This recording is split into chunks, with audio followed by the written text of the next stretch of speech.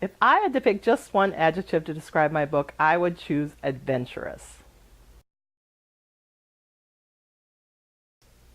I love writing middle grade books because I think at the age that I was a middle grade reader, I was just my best self. I was more brave, I was more adventurous, I loved to explore. I think I was much more of a kind of interesting person than I even am now. And so I love to go back and explore that age, both to recapture the qualities I had when I was that age, and also to kind of try to explore things that I didn't get a chance to do when I was that age. So through the writing process, I get to do both.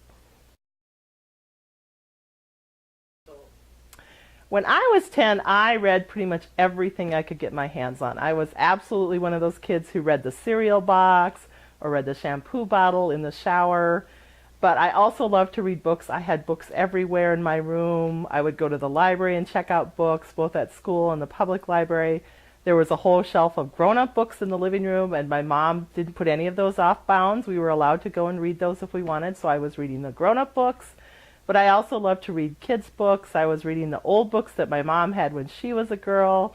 My cousins had added to that box, so I got to read mysteries like Trixie Belden and old Judy Bolton mysteries that my mom had read. So I also loved adventure stories. I read biographies of people who settled the Old West. I just loved to get my hands on anything I could and read.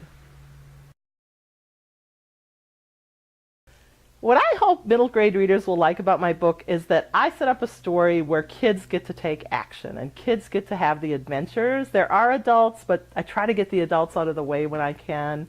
And it's really a story about a boy who's making decisions for himself, probably for the first time in his life.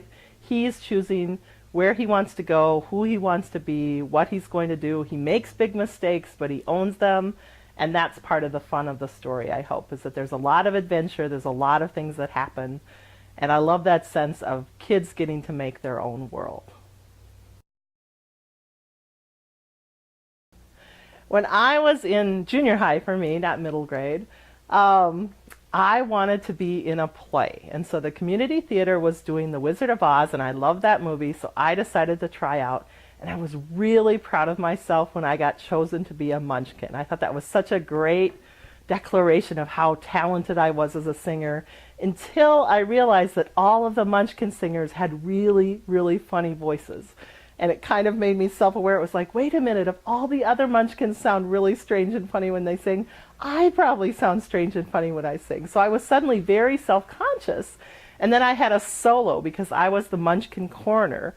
And so I had to sing this solo, and I was already self-conscious because I was thinking about my strange voice. And then the mayor of Munchkin City developed this serious crush on me.